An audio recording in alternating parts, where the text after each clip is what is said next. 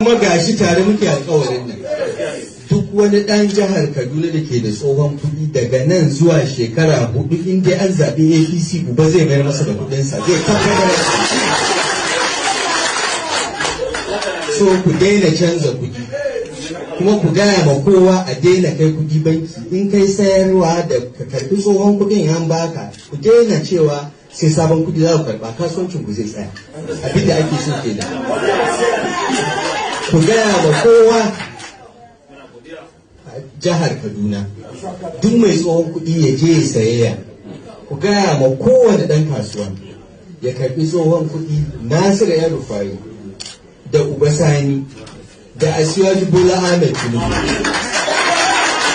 sun yi muku alkawari in har an zaɓe mu wannan tsari za a canza shi a ba kowa iyakan lokacin da ya kamata ya canza kudinsa. Ku daina mai da kudi banki ku rike kudin ba wanda zai mai da kudin ku ba su da daraja. Doka ne ba wanda ya isa.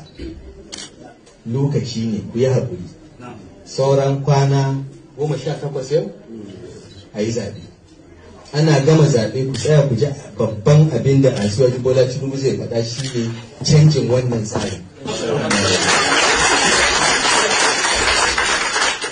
Kuma a taimake mu a faɗakar ma 'yan uwa da kowa a daina kai kuɗin nan banki, a ci gaba da kasuwanci da tsofaffin kuɗi. Idan Allah ya yarda babu wanda zai yi asara. Hakkin nan yana kanmu, kun zaɓe mu kare hakkinku. Wallahi za mu tashi sai mu kare hakkinku sai ran da Allah ya ɗauki ranmu.